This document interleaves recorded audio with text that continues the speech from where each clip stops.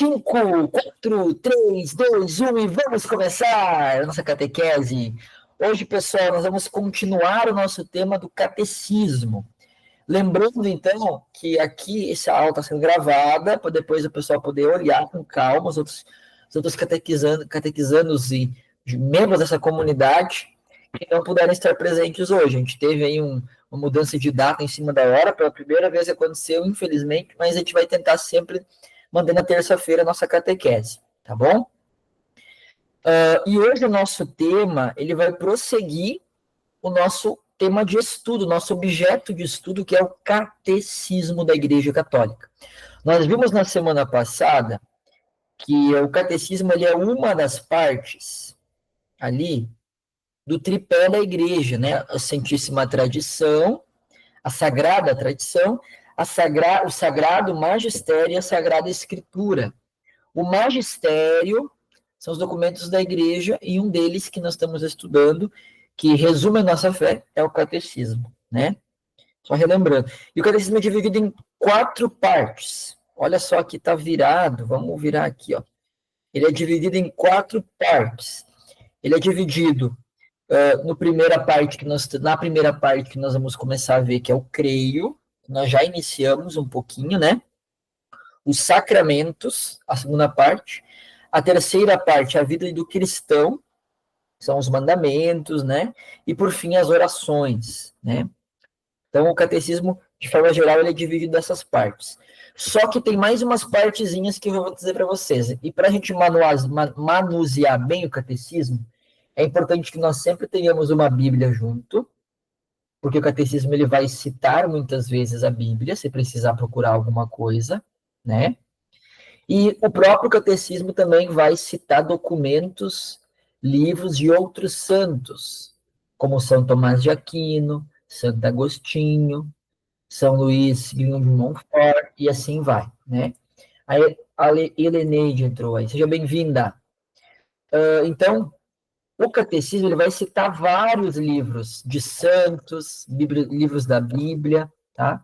Então é muito importante que a gente tenha pelo menos a Bíblia para consultar se precisar, tá? No início do livro, se alguém tiver ele em mãos, tá? Pode abrir ele lá na página número no número 26, tá? Perdão, número 30, tá? Que é ali que nós vamos começar hoje. Lembrando que tínhamos este livro aqui para ler em casa, do número 22 ao 69, tá? Mas a gente não vai falar sobre essas perguntas desse livro. A ideia é que a gente leia elas e tente já ter as respostas. E se caso ficar uma dúvida no final da catequese, vocês podem perguntar sobre essas perguntas deste livro. Tá bom? Mas vamos lá. Mas o que o catecismo faz, então? Ele vai sempre nos explicar a nossa fé, explicar o que nós cremos. E a primeira parte do catecismo é justamente isso, que é o que nós vamos focar, que é o que nós cremos, o creio, o que nós cremos, tá? A própria profissão de fé, a oração que nós fazemos na missa todo fim de semana, o credo, né? Ele é uma reafirmação da nossa fé. Ele é o nosso, digamos assim, grande resumo do que nós cremos, né? Mas não basta somente sabermos ele de cor, nós temos que entender ele, tá? E tendo em vista disso, nós temos que entender que o catecismo, ele vai nos trazer, vai nos remeter a uma primeira coisa, que somos nós. Nós somos capazes de Deus. O que isso quer dizer? Quer dizer que, de alguma forma, a nossa existência, a gente, de alguma forma, em algum momento da nossa vida, nós temos que nos questionar quem nós somos, para que viemos, da onde viemos, para onde iremos, São perguntas que nós fazemos na nossa vida e que, de certa forma, remetem a uma direção que é Deus. Então, quando foi feito o catecismo, ele foi feito com a ideia de responder essas perguntas, porque isso vai nos fazer entender o porquê nós cremos, porquê nós vivemos a nossa fé, né? Então, primeira coisa que eu quero que vocês entendam, tá? Existe, tá? Existe mais que um catecismo, né? Tanto que tem esse das perguntas que nós já tínhamos visto, tem outros, né? E todos esses catecismos, eles foram feitos geralmente pelo Papa, pela Igreja, ou por um grande santo da Igreja, tá? Este catecismo aqui, que é o que nós temos hoje mais atualizado, ele foi feito agora há mais ou menos, talvez 20 e pouquinhos anos. Ele é um catecismo bem novo, tá? E este catecismo, ele foi solicitado pelo Papa João Paulo II, que hoje é São João Paulo II, que inclusive anteontem, nós vivíamos a festa de São João Paulo II, né? Que era o dia do santo São João Paulo II.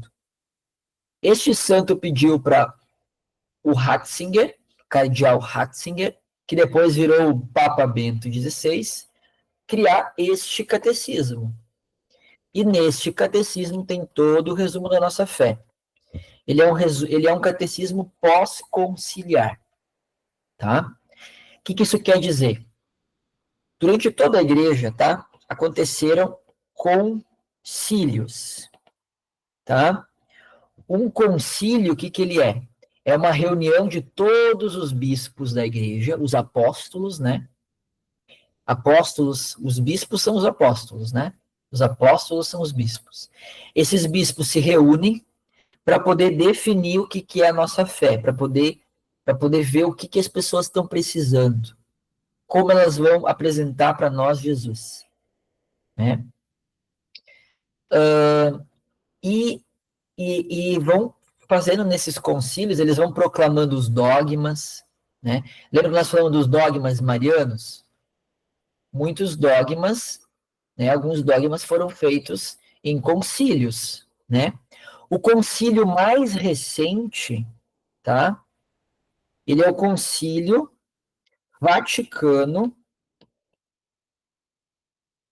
II. Por que Vaticano? Porque foi feito lá no Vaticano. Por que segundo? Porque é o segundo que é feito no Vaticano. Ele é o mais recente. Só que o que acontece?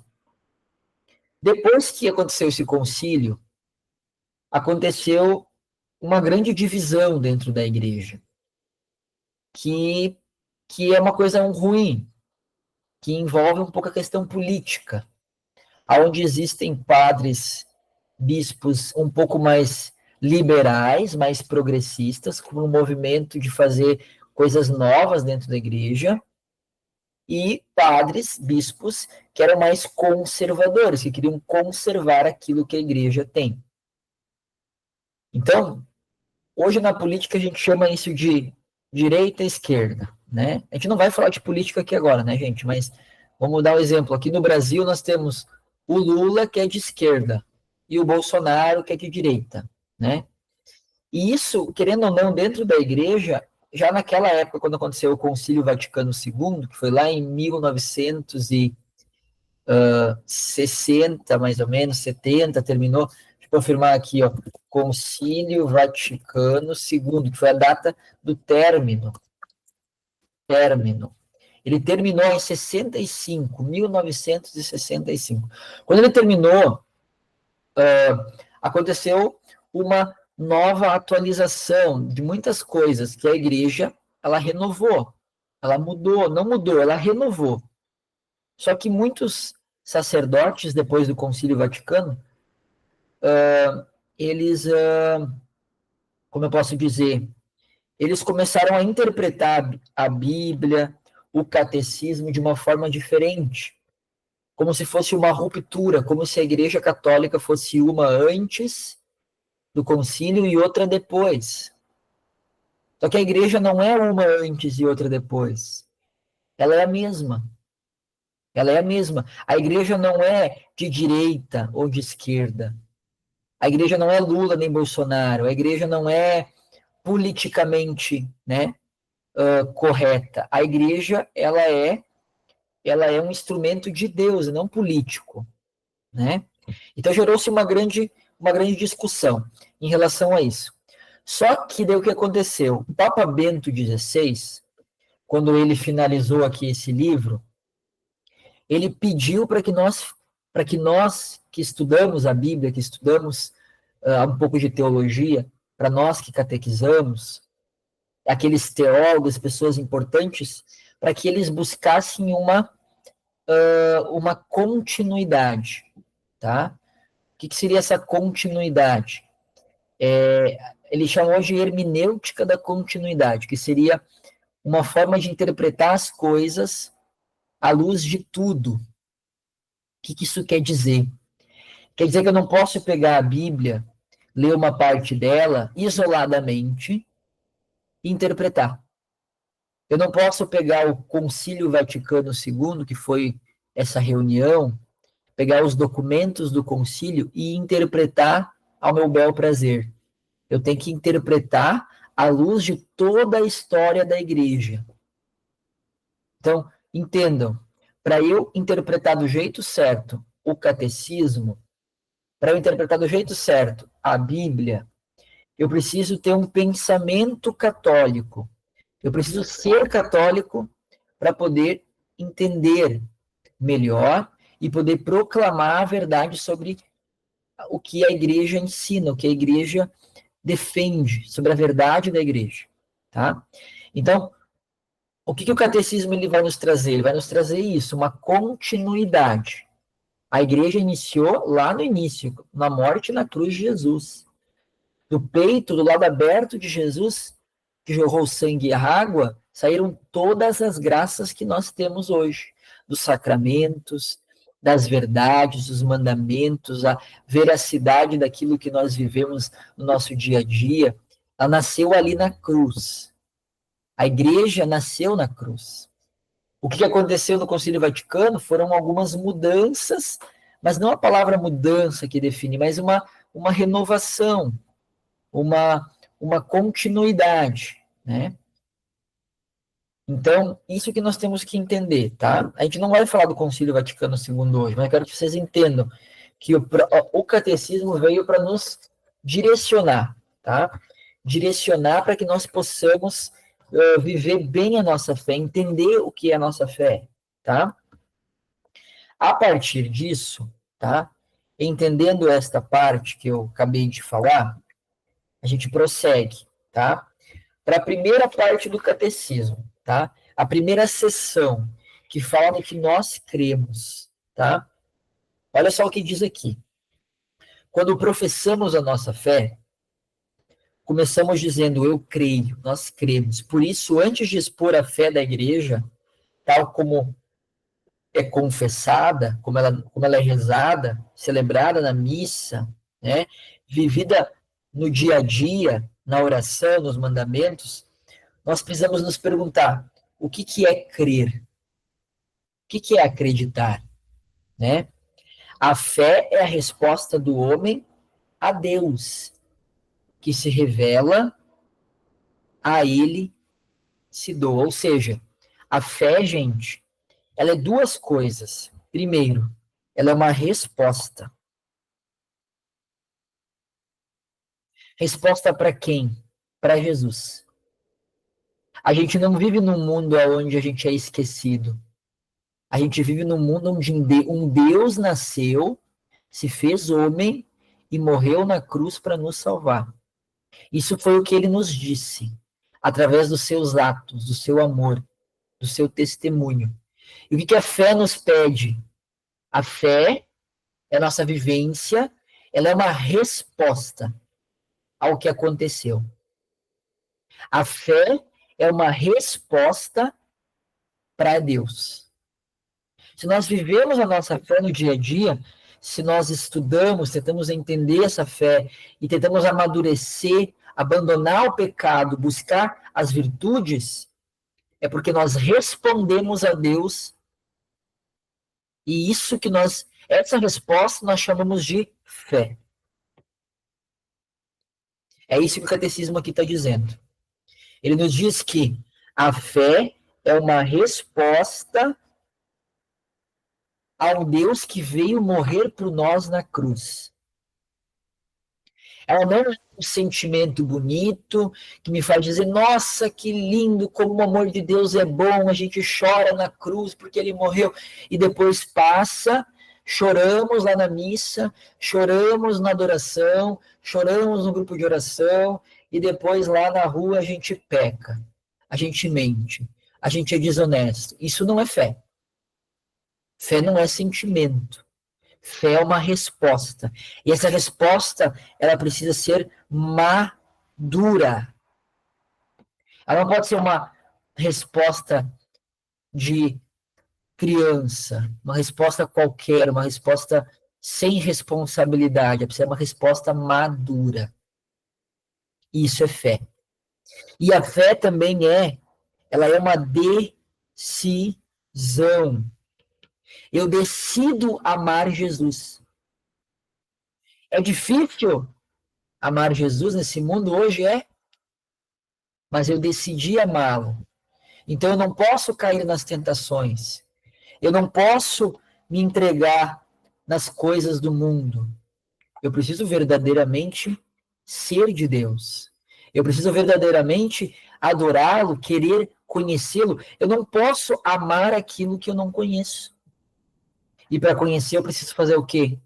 Me relacionar com Deus, conhecê-lo. Como eu faço isso? Através da Bíblia, através da oração diária, da missa semanal, da confissão sempre que necessária, da vivência sacramental, da comunhão na missa. Isso me faz viver com Jesus. Como é que eu vou ter uma boa relação num casamento, meu marido e minha esposa, esposa e marido? Eu com a minha esposa, eu vou ter uma boa relação com ela se eu dialogar com ela, se eu ouvi-la, né? E a oração é um instrumento que vai nos permitir. Como é que o padre Fabrício falava mesmo? Vamos rezar juntos, né? Ele dizia, vamos traduzir? Ele dizia assim, vamos conversar com Deus, eu, tu e Deus? Vamos conversar? Vamos fazer uma roda de conversa com Deus? É isso que ele quis dizer, né? E isso que ele fazia era uma forma de nos guiar para uma vivência dessa resposta, que é a fé, tá? Sempre que for lá no número 30, tá? Vou botar aqui, ó, até quiserem anotar, número 30 do catecismo. Número 30, quando vocês tiverem o catecismo, vocês podem procurar. Número 30 do catecismo, vai ter lá um texto. Olha só, o texto que Santo Agostinho escreveu, olha só. Vós sois grande, Senhor, e altamente digno de louvor. Grande é o vosso poder, e a vossa sabedoria não tem medida. E o homem, pequena parcela de vossa criação, pretende louvar-vos, precisamente o homem que, revestido de sua condição mortal, traz em si o testemunho de seu pecado e de que resistis aos soberbos. A despeito de tudo, o homem, pequena parcela de vossa criação, quer louvar-vos. Vós mesmo o incitais a isto, fazendo com que ele encontre suas delícias no vosso louvor, porque nos fizeste para vós, e o nosso coração não descansa, enquanto não repousar em vós. Então, o que isso quer nos remeter? Aqui Santo Agostinho está dizendo, de uma forma completa, de que nós respondemos, através da fé, a um Deus que se fez homem. O padre Paulo Ricardo, não sei se vocês conhecem, ele diz que aquelas outras pessoas que participam de outras religiões, elas não têm fé. porque elas não respondem a um Deus, porque um Deus não apareceu para elas, um Deus não morreu na cruz para elas. Claro que Jesus morreu por todos, até aqueles que não o seguem, aqueles que não o amam, mas Jesus, que é o nosso Deus, que é um Deus verdadeiro, que é um Deus que nos ama, ele nos permite a fé porque ele veio ao mundo nos mostrar o caminho da fé. Agora, os muçulmanos, Deus não desceu para dizer para eles se eles estão certos ou não. Os hinduístas, os budistas e todas as outras religiões, eles não têm fé. Mas o que eles têm? Eles têm uma crença em um Deus que não se revelou, que não se mostrou para eles. Mas Jesus sim.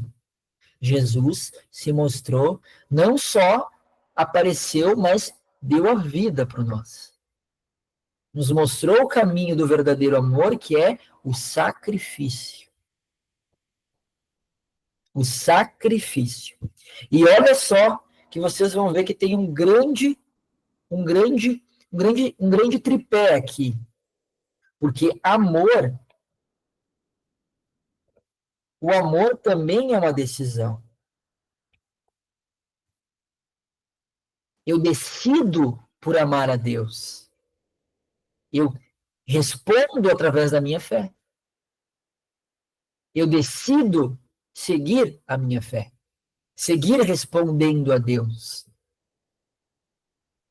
O amor também é uma decisão. Jesus, ele poderia ter feito uma outra coisa, ter fugido da cruz. Ele poderia ter feito um milagre lá e ter deixado todos os romanos lá olhando para ele, o adorando, glorificando, poderia. Mas não era este o plano dele. Ele decidiu por amar. Ele decidiu por abraçar a cruz e viver verdadeiramente o mistério da cruz. Nos revelar aos poucos este mistério. O amor de Deus é tão grande que ele transformou um objeto de tortura, que é a cruz, em objeto de salvação. Quando o amor é verdadeiro, quando a fé é vivida, as coisas pequenas se tornam grandes. As coisas pequenas se tornam grandes quando o amor é verdadeiro, o amor é vivido com decisão.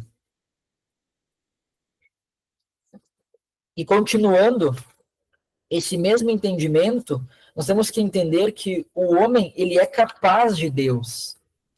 O que isso quer dizer? Quer dizer que o homem, ele deseja Deus. Ele tem sede de Deus.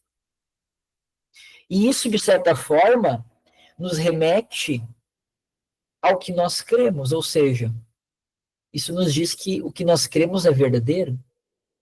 Por quê? Você não tem sede de água se a água não existe. Quem aí tem sede de água, algum momento da vida? Eu tenho. Aqui estava bem quente hoje, estava com muita sede. Sede de quê? De água. Eu tenho como ter sede de uma coisa que não existe? Não dá. Eu tenho como ter vontade de comer uma comida que não existe? Não. Eu tenho vontade de comer uma comida que eu gosto, que eu já conheço, que existe. Eu tenho vontade de descansar e dormir, porque é possível descansar e dormir. Eu tenho vontade de estar aqui com vocês, porque é bom estar aqui com vocês e porque é possível estar com vocês. Então, nota que quando a gente tem um desejo, ele nos remete a uma verdade. Ele nos remete que eu não tenho como ter sede de Deus se ele não existe. Logo, eu ter sede de Deus é uma prova da existência de que Deus existe. Faz sentido isso? Faz, né? Isso nos dá uma direção e nos dá um entendimento de que parece que o homem ele é incompleto. Parece que falta um pedaço para encaixar. Parece que falta um pequeno pedaço, mas que ocupa um grande espaço, que é Deus. É Ele que completa o coração humano. né? Para a gente entender um pouquinho o Santo Agostinho, né? Santo Agostinho, que escreveu esse texto que eu acabei de ler, esse pedaço, número 30 do Catecismo, ele foi um grande santo. E para vocês entenderem bem o que eu estou falando, na época dele, ele não sabia que existia a lei da gravidade. Porém, eles acreditavam, né, a cosmologia, a visão de mundo que Santo Agostinho tinha, era de que tudo era feito por 4 elementos, tá? Eu vou desenhar para ficar até mais fácil aqui. Olha só. Tudo ele acreditava que era dividido em 4 elementos. A terra, que ficava bem embaixo. O ar. Opa, desculpa. A água, que ficava acima da terra. O ar, que ficava abaixo da água. E o fogo, que ficava acima dos outros. O fogo, a gente pode pensar no sol, né? O ar é o que nós respiramos. Abaixo do ar, se a gente for para o mar, tem água. E abaixo, lá embaixo, depois da água, tem o quê? A terra.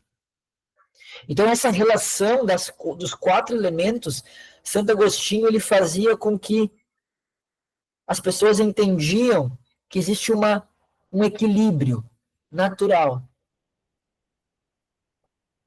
Um equilíbrio que fazia tudo funcionar.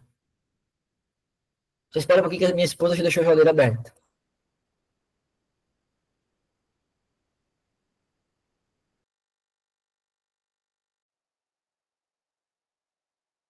Deu, agora ela fechou a geladeira. Então, ó, anotem. Eu vou dar um exemplo para vocês. Se vocês forem embaixo da água e vocês soltarem o ar, o que vai acontecer?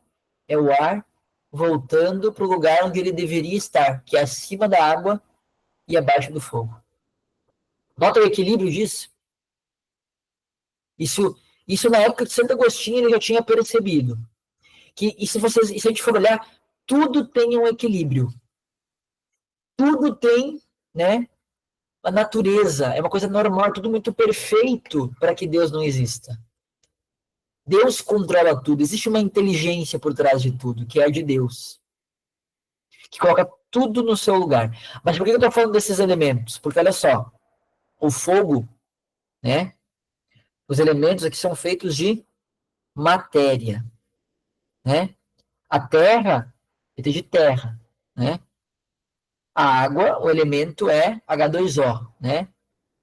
A água é feita, né? De H2O, de um líquido. O ar é feito de oxigênio, a gente chama, né? O fogo também tem uma outra química lá. Só que nós, o que nós somos feitos? Nós somos feitos de corpo. Nós somos corpo.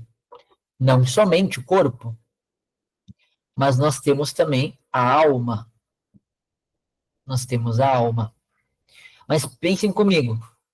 A alma é feita de quê? Qual que é o elemento da alma? Ela é feita de fogo? Não. Ela é feita de ar? Não. Ela é feita de água? Também não. Ela é feita de terra? Também não.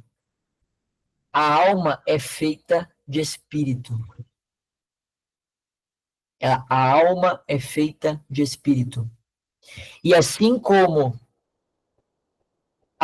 o ar que vai para baixo da água sobe quando a gente está embaixo da água e solta esse ar, a alma ela precisa subir. Ela precisa voltar para o lugar dela, que é Deus, que está acima de tudo. Então, Santo Agostinho tinha essa visão de que a nossa alma ela precisa ser elevada. E realmente nós precisamos elevar a nossa alma. Se nós buscamos a Deus nas coisas que passam, nós não nos saciamos. Deus não se faz presente. Agora, quando nós enchemos o nosso coração, enchemos a nossa alma de Deus, a alma se eleva. A alegria, ela transborda. E muitas coisas boas acontecem. Milagres e muitas outras coisas.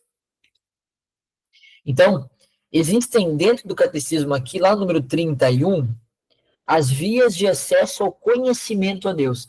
Isso que eu estou falando para vocês agora é uma forma da gente conhecer a Deus. Encontrar na natureza do mundo, né, o equilíbrio perfeito das coisas. E a terra, a água, o ar, o fogo são esse equilíbrio, essa ordem. E acima de tudo isso está a nossa alma, que está lá no alto. Que na verdade está presa em nós, né? Que nós estamos com ela, mas que ela quer subir, ela quer elevar, ela quer voltar para Deus. Então, olha só, criado à imagem de Deus, nós, chamado a conhecer e amar a Deus, o homem que procura a Deus descobre certas vias, que são as vias, os caminhos, né? Ou a gente pode dizer, as vias são provas da existência de Deus. Só que essas provas, elas não são provas científicas, ciências, né? Por exemplo, ela me prova que tem uma caneta na tua mão, eu vou lá e mostro a caneta, tá aqui, tá provado, ó. Não é esse tipo de prova, né? É uma prova filosófica, uma prova lógica, né? A gente pode dizer que são argumentos convergentes e convincentes. Argumentos que, digamos assim, nos direcionam para Deus, que nos permite olhar e enxergar Deus, né?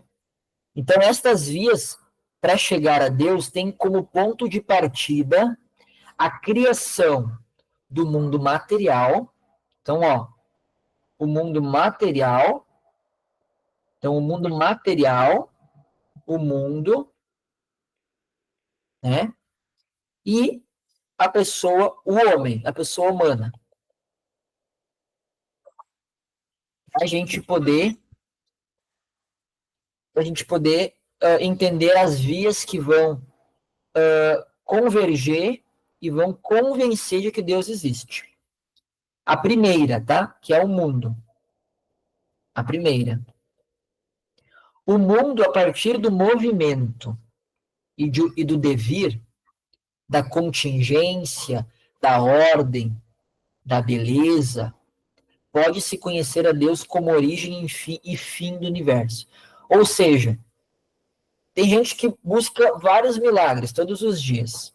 E não tem problema. A gente pode pedir milagre para Deus, não é errado, não é pecado. Não é pecado querer. Inclusive, Deus vai fazer o milagre se aquilo for para o bem da nossa alma. Para aquilo nos fazer melhores, Ele vai fazer o milagre. Se nós formos merecedores desse milagre, né? E se isso for uma coisa boa para nossa alma. Porém, todos os dias acontece um milagre. O nascer do sol, o pôr do sol, o cantar dos passarinhos, a beleza da vida, a beleza das coisas que acontecem no mundo. Tem tanta coisa bela que, de certa forma, é uma prova da existência de Deus. A beleza do mundo é uma prova, né? A beleza do mundo é uma prova da existência de Deus. Sem dúvidas a beleza é. O movimento das coisas, olha como tudo se movimenta de forma perfeita. O movimento, esse movimento perfeito do tocar do nosso coração que bate certinho para que nós possamos continuar vivos.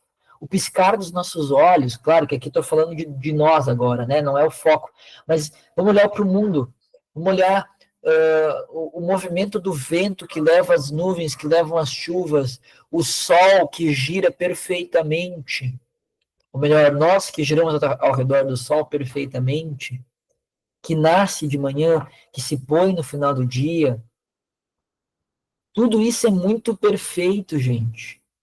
O vento que bate nas árvores, né? Tudo está em movimento, não tem nada parado. Se a gente for pensar, isso é até uma prova da existência de Deus, né? Porque se eu pegar lá um jogo de dominó e colocar em sequência e, e bater no primeiro, vai começar a cair todos um atrás do outro. Mas vai precisar que alguém empurre. Ou seja, quer dizer que se está tudo em movimento, tudo que existe está se mexendo, quer dizer que alguém lá no início empurrou. Deu o primeiro empurrãozinho para que tudo comece a se mover. E quem é capaz de mover todo o universo, se não Deus? Né? Então, tem o movimento, né, do devir, tem a contingência, ou seja, gente, olha como é perfeito a Terra nos atrai. Se a Terra não tivesse lá uma atração perfeita, a lei da gravidade perfeita, nós ia sair voando pelo espaço, nós ia morrer. Então, é tudo muito perfeito, né? A ordem, as coisas no lugar certo, a água, a terra, o ar, o fogo, tudo no seu lugar, né? A contingência,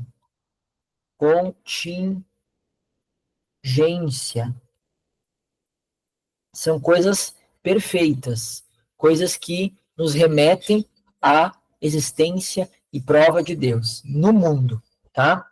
Olha só, olha o que Santo Agostinho diz. Não, tem São Paulo primeiro. Vamos para São Paulo, olha só. O que se pode conhecer de Deus é manifesto entre eles, pois Deus lhe revelou. Deus se revelou para nós. Sua realidade invisível, seu eterno poder e sua divindade tornou-se inteligível, ou seja, ela se tornou palpável. Nós podemos tocar nessas coisas, né? Desde a criação do mundo através das criaturas. E Santo Agostinho vai falar o seguinte, olha só, interroga, vocês aí, interroguem, perguntem-se, a beleza da terra, questionem a beleza da terra, a beleza do mar, a beleza do ar, que se dilata, que se difunde, questiona a beleza do céu, questiona todas essas realidades, todas elas vão te responder, olha-nos, somos belas. Sua beleza é um hino de louvor para Deus. Essas belezas são sujeitas à mudança. Quem as fez são o belo, Deus. Deus é a beleza sobrenatural. Então, nota, gente, que tudo respira Deus. Tudo fala, fui criado por Deus. Essa é a primeira forma de nós encontrarmos as respostas para o que nós cremos. A segunda resposta, o homem. Com sua abertura à verdade e à beleza, quando nós abrimos o nosso coração para a verdade e para a beleza, com o senso do bem moral, do que é o bem, com liberdade e a voz da consciência, nós, nós aspiramos o infinito e a felicidade. Quem que aí não quer ser feliz? Vocês já conseguiram achar uma pessoa que vocês vão perguntar para ela, tu quer ser feliz? E a pessoa diz que não? Eu não conheço. Para mim, todo mundo que vai na igreja, que não vai, que vai em outra religião, que todo mundo quer ser feliz. É incrível. Todo mundo quer ser feliz. Mas será que todo mundo sabe o que é felicidade? Será que todo mundo sabe aonde encontra essa felicidade? Então, aqui eu vou apresentar para vocês o final do tripé que eu comecei antes. A primeira, amor. Segundo, fé. Terceiro, felicidade.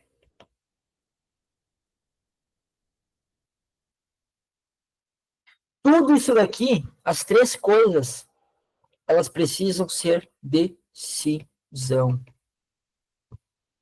Eu sou feliz porque eu decidi ser feliz. Porque eu escolhi amar a Deus. Porque eu decidi amar e viver a minha fé, responder a Deus no dia a dia. Isso é a felicidade. Amanhã vai bater uma dificuldade na minha porta, uma tribulação? Vai. Para todo mundo vai. Ninguém é perfeito. O mundo aqui não é perfeito neste mundo. Embora ele tenha sido criado com mãos divinas, com mãos perfeitas. Mas as tribulações, as dificuldades, elas existem. Eu estou triste hoje, não quer dizer que eu não sou feliz. Quer dizer que meu coração sente saudade de alguém. Quer dizer que eu estou com uma tristeza, mas a felicidade não é oposta à tristeza. A felicidade, ela é uma busca divina. Por exemplo, quando o padre Fabrício morreu, hoje eu tenho saudade dele. Quando ele faleceu, eu fiquei triste. Mas eu não deixei de ser feliz. Por quê? Porque eu decidi amar a Deus. Eu decidi ter fé e responder a Deus através da minha fé. Então, no fundo, eu sei que o Padre Fabrício hoje está no céu. Essa é a minha fé. Isso é melhor do que estar na terra. É melhor estar no céu do que estar na terra. O céu é o melhor lugar que nós podemos estar. Isso me faz feliz, mesmo estando triste. Percebem a diferença, gente? Às vezes o mundo quer nos dizer que a tristeza e a felicidade são opostas. Não. Eu posso estar triste sendo feliz. Eu posso. Eu posso estar triste sendo feliz. E eu preciso buscar a felicidade. A felicidade no meu coração, ela é essa plenitude de que eu estou no caminho certo. De que eu tenho fé, de que eu amo a Deus. Né? A felicidade, que às vezes ela é substituída por esperança. O que é a esperança? A esperança é uma espera do céu. Tem a esperança de que tudo vai dar certo lá na frente. Que lá na frente eu vou ser santo, eu vou ter virtudes e vou ser uma pessoa que vai chegar no céu. No dia que eu chegar no céu, eu preciso de esperança? Não. Porque no céu eu não espero mais nada, eu só vivo a perfeição. No céu eu vou estar com Deus, não preciso esperar estar com Ele. Então a esperança não vai existir no céu. A fé não vai existir no céu. Porque a fé é a resposta que Deus me pediu. Nesse mundo eu respondo. Se eu responder, eu vou chegar no céu. Se eu chegar no céu, eu não preciso mais responder a Deus. Eu vou amá-lo. O amor não acaba nunca. Nem no céu. A fé e a esperança vão acabar no céu. A fé e a esperança vão deixar de existir no céu. Mas o amor não. Por isso que o amor é o maior. São Paulo vai dizer que essas três aqui são as virtudes teologais. Amor, fé e esperança. Quem nos dá ela é Deus. As três coisas Deus é que nos dá. E quando nós chegarmos no céu, somente uma delas vai permanecer, que é o amor. Então, a nossa busca pela felicidade, ela coloca no nosso coração um buraco. Esse buraco nós nascemos com ele. Quando nós preenchemos esse buraco com Deus, nós somos felizes. Quando nós preenchemos com bebida, com os vícios, com drogas, com outras pessoas que não é Deus, nós não somos felizes. Eu estou dizendo que não posso amar os meus irmãos? Não, eu tenho que amar os meus irmãos. Eu amo minha esposa. Eu sou muito feliz graças à minha esposa. Porém, tem um lugar no meu coração que ela não pode preencher. E ela nunca vai preencher. Que Deus tem que preencher. Se eu tentar preencher o lugar de Deus com outra coisa, eu vou sempre me sentir insaciado. É como se eu comesse e minha barriga não ficasse satisfeita. É como se eu tomasse água e não ficasse sem sede. É uma sede eterna. E eu tenho que saciar essa sede com Deus. Isso é uma prova de que Deus existe. E como eu falei antes, né? Eu não tenho como ter sede de uma coisa que não existe. Se eu tenho sede de Deus, isso é uma prova de que Deus existe, né? Então, eu vou botar aqui, ó. Vou botar prova, sede do homem, né? Sede de Deus.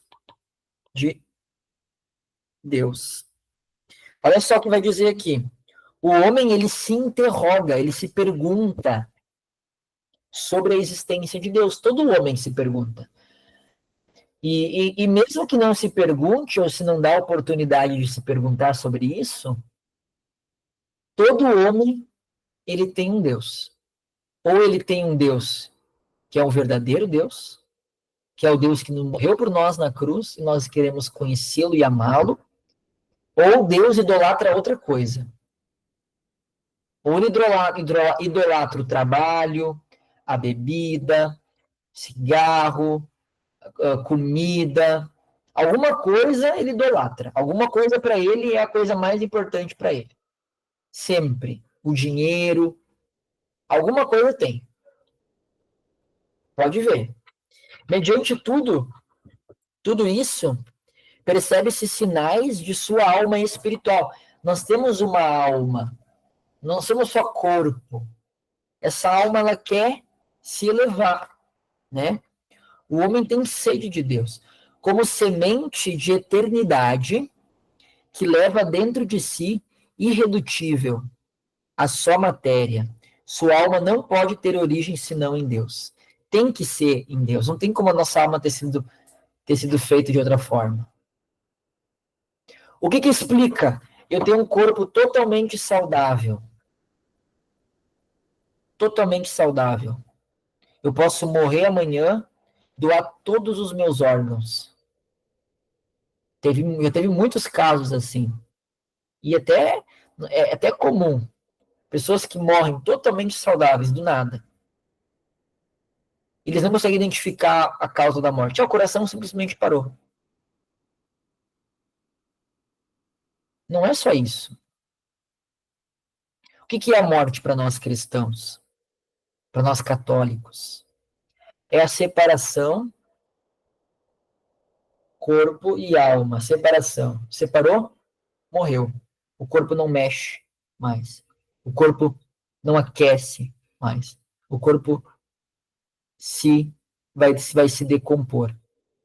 E a alma vai para junto de Deus. Ou não. Né? Então, a alma, ela está ali. Essa alma, quando eu falo coração, é alma. É uma forma bonita de falar alma.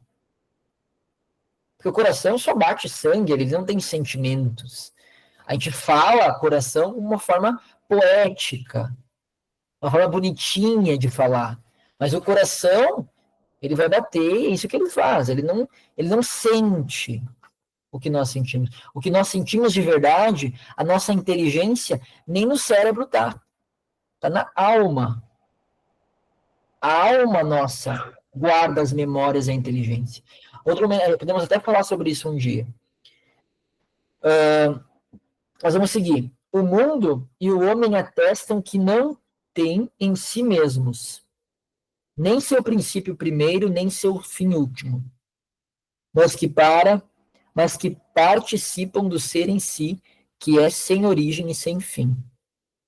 Assim, por essas diversas vias, o homem pode aceder ao conhecimento da existência de uma realidade que é a causa primeira e o fim último de tudo, e que todos chamam Deus. Ou seja, tem uma coisa chamada Deus, que é o início de tudo e o fim de tudo. Deus nos criou e quando nós morrermos, nós voltaremos para Ele. Ele nos julgará, bons ou não. Então, Deus existe. E essas são algumas vias. Se um dia a gente for estudar um pouco de filosofia, eu posso trazer mais 3 vias de São Tomás de Aquino, que ele fala sobre outras formas da existência de Deus. A gente consegue enxergar essas vias, tá? Só que eu vou dar uma dica para vocês. Tudo, tá? tudo que existe, tudo que nós fazemos, o sentido daquilo que fazemos está fora daquilo que fazemos. Ou seja, catequese aqui. Nós não estamos aqui porque nós gostamos de estar aqui, só isso. Não, nós estamos aqui para aprender algo que vai melhorar a nossa vida na semana toda, não só aqui. Nós vamos para a catequese para sermos católicos melhores. Nós vamos na escola para estudar e sair da escola depois. Estudados, né? Eu vou na escola para me preparar para o quê? Para a faculdade. Eu vou na faculdade para quê? Para pegar o meu diploma e trabalhar. Então, ó, o sentido de cada coisa que nós fazemos está fora da coisa.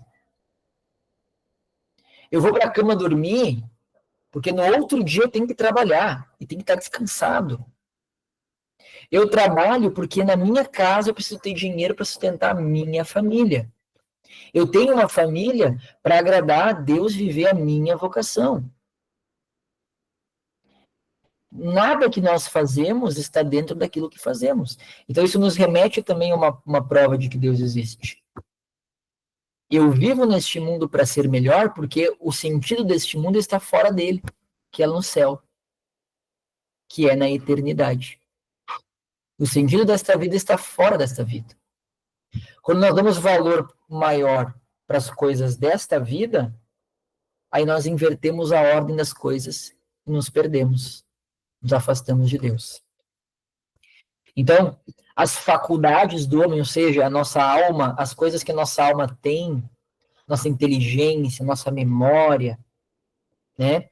Elas nos tornam capazes de conhecer a Deus pessoalmente. Eu posso ter uma relação íntima com Deus.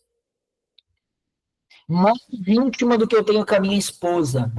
Mais íntima que eu tenho com o meu esposo.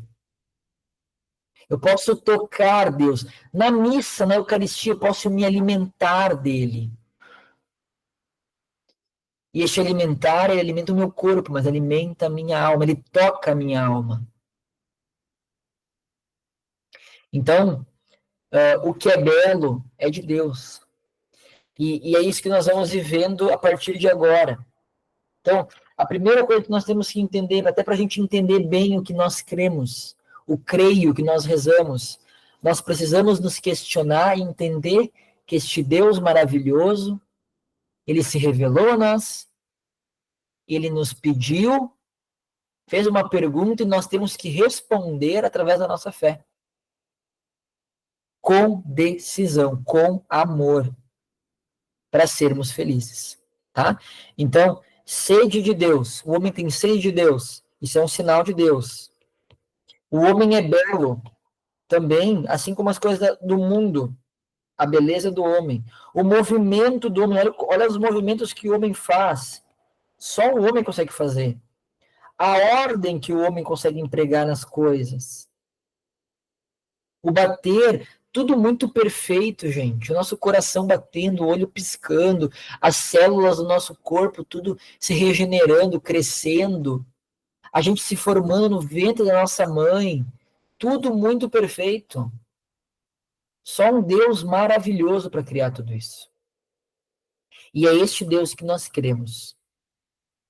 Na semana que vem, nós vamos começar a ver o conhecimento de Deus segundo a igreja, como falar de Deus, tá?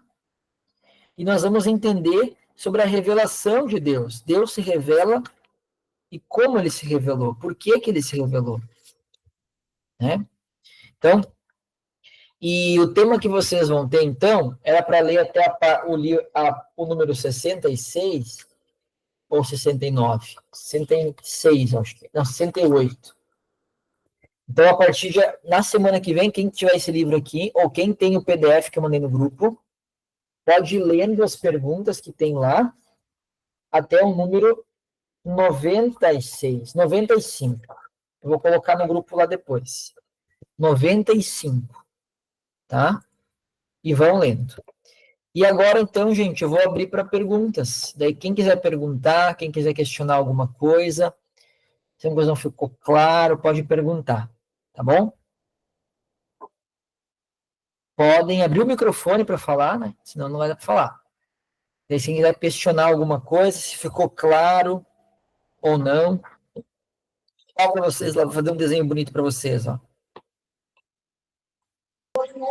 Oi, Yuri. Diga. Para mim foi muito claro o que você explicou aí, foi muito bom. Já explicou muito bem, pelo menos que deu de ficar, né? Alguma coisa. Sim, que bom. Para mim foi muito bom, e principalmente quando você falou em a gente contemplar a beleza do mundo, né? A beleza de Deus. Porque quando a gente olha para o sol, o pôr do sol, as árvores, os pássaros, e sento eu, você vê a glória de Deus. É isso, e quando a gente olha a nós mesmos, né? Quem é que faz? Ninguém tem esse poder para criar um ser de carne e osso que pensa. Só Deus, né? Isso é muito lindo, isso é a glória de Deus. Isso é lindo. Mesmo aqui na minha casa, eu moro num habitacional da minha casa, minha vida. Existe muita gente humilde, mas existe muita gente que tem uma vida totalmente desregredada com droga, com álcool, prostituição. Infelizmente, eu moro num ambiente assim. E aqui tem tanta coisa, fenômeno lindo que o pessoal não observa. O Não céu daqui percebe. é muito bonito, o céu daqui é diferente. Às vezes, quando eu vou trabalhar de madrugada, eu vejo, tem uma lua linda, enorme. O pôr do sol daqui é lindo. Ontem eu vi um pôr do sol, quando eu estava vindo no ônibus, bem pertinho, eu fiz, oh, meu Deus, o povo não olha isso aqui. Né? O ônibus que eu ando, se você ver, eu fico, meu Deus do céu. Só Jesus mesmo, é muita coisa que eu vejo dentro do ônibus, porque o ambiente é muito pesado, muito pesado. Se as pessoas se matam aqui, eles se suicidam aqui com droga, aqui é cheiro de maconha o tempo todo, com álcool, com prostituição, É, é horrível. E viu, eles Maria, sendo. mas desculpa te interromper, mas é bem isso. Lembra que eu comentei, né? Que nós temos sede de Deus. Nós Isso, temos um lugar no nosso coração que só preenche com Ele. Então, quando a gente não sabe que a gente tem que preencher com a peça certa, esse quebra-cabeça, quando a gente não sabe que tem que preencher com Deus, a gente acaba preenchendo com outras coisas que parecem boas, que são prazerosas no início, que parecem serem coisas boas, no final não são, né? Então, isso. e é importante que nós, sabendo disso, nós possamos cada dia mais preencher o nosso coração com Deus, porque é quase como o nosso coração, a nossa alma, ela é quase como um tanque de gasolina. Nós temos que, de tempo em tempo, quanto mais nós andamos, quanto mais nós gastamos a nossa energia, mais nós temos que encher com Deus, para que a gente possa ir mais longe, né? E tem uma frase de Santa Teresa d'Ávila não, Santa Teresa de Calcutá, ela fala que a oração é o respirar da alma. Então, quando a gente reza, né, o Padre Fabrício falava, eu sempre lembro dessa pergunta dele, né? Vamos rezar juntos, né? Quando o Padre Fabrício perguntava para nós, ele estava querendo dizer, vamos respirar, vamos deixar nossa alma respirar, né? Vamos rezar junto quer dizer isso, vamos deixar nossa alma respirar, vamos deixar nossa alma mais próxima de Deus, vamos preencher ela com Deus e não com as coisas do mundo, né? Então, isso é importante, né? É muito importante, né? Eu trabalho na SEASA de Recife, então eu também trabalho num ambiente muito difícil. O bom da SEASA é que eu estou trabalhando num ambiente que eu nunca imaginei que lá tem uma missa todos os dias, que é a Outra comunidade boa. que é com o Padre Obra de Maria, então é o que me faz. E eu falei até hoje com o senhor que estava ouvindo uma palavra de Deus lá, eu fiz assim, a gente quando é de Deus, a gente é muito difícil ser de Deus.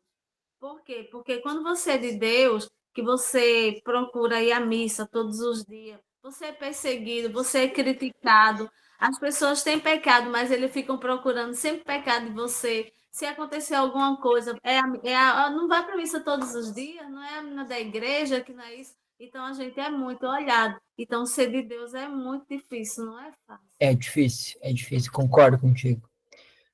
Sim, sim, a gente se decepciona muito com a pessoa. E somente Deus não vai te decepcionar. porque ele está me acalentando nesse momento. Então, fique firme, segure, e qualquer coisa desabafe. Só para a gente encerrar, meninas, para a gente não se alongar, quando vocês querem conversar um pouco antes, vocês vão tentar sempre conversar antes da catequese. Você também um pouco antes, para a gente não se alongar e tentar sempre deixar para o final mais perguntas mesmo, tá? Mas, o que eu ia dizer? Para a gente encerrar, eu vou contar uma história para vocês, bem rápida, de uma mulher que ficava reparando em todo mundo na igreja, reparava ali, reparava aqui, dava opinião no pitaco em tudo que é coisa, reclamava de um grupo, reclamava do outro. Um dia o padre pediu para ela pegar um copo d'água bem cheio, deu um copo d'água para ela bem cheio, e ela tinha que dar uma volta na igreja sem deixar uma gota de água cair. Então ela foi lá, fez isso, né? Começou a andar ao redor da igreja, bem concentrada, né, para não deixar nenhuma gota de água cair. Chegou no final, o padre perguntou para ela, conseguiu?